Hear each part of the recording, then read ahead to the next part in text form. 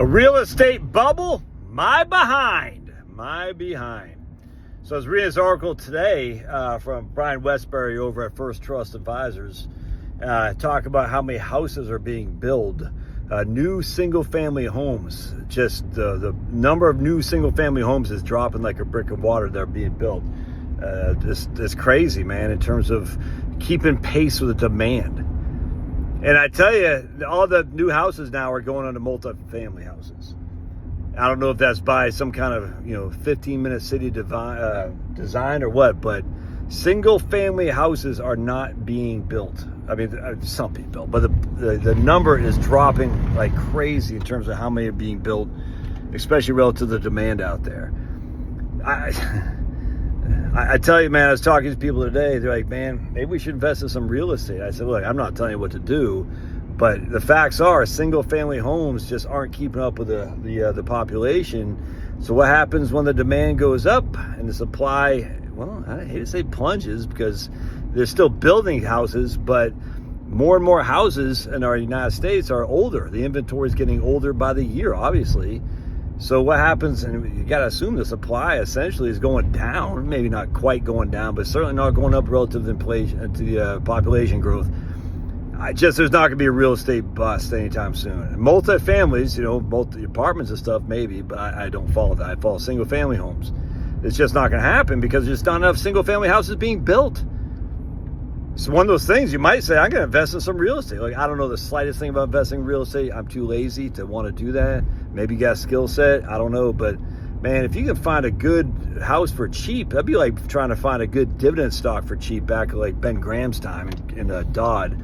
Not Chris Dodd. Chris Dodd was that stupid Congress guy, like a senator from Connecticut, which I could not stand. Ben Graham and some guy named Dodd. David Dodd? I can't remember. They wrote their book that Warren Buffett cites. Finding a good house that can give you freaking cash flow with minimal upfront cost. I mean, that's not a bad move, man, because we're just not going to have a real estate bubble. At least, I mean, maybe, I don't know, but how? I mean, we're talking 15 to 20 years now. Yeah, 20 since 2006, 20 years. We haven't had a large growth of single-family homes for 20 years. I've done videos on this before. We used to build like 1.4 million. I can't remember exactly. Just don't quote me on this. And now it's down like half of that.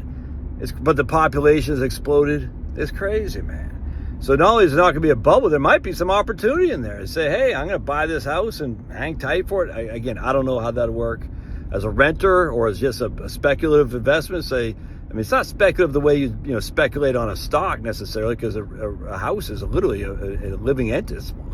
It's an entity you can touch. It's got a roof, got electricity. You see what I'm saying? People can actually live there, and shelter is one of the things we need. Anyway, I just find that interesting. The housing market definitely doesn't look to be on bust territory, doomsday territory to me at all.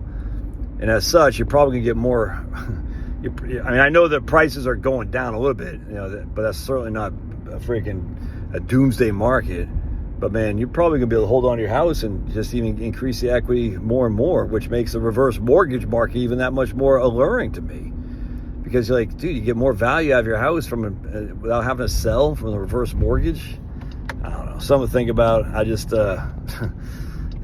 reading this story, I was like, dang, this article was saying about single-family homes, the growth is just not there. It's crazy to me. Because everyone wants to live in a single-family home. And if they're not building, and the demand for people wanting to live in them is growing, that's just that's just basic supply and demand. Increasing prices for sure. All right, God bless. We'll see you.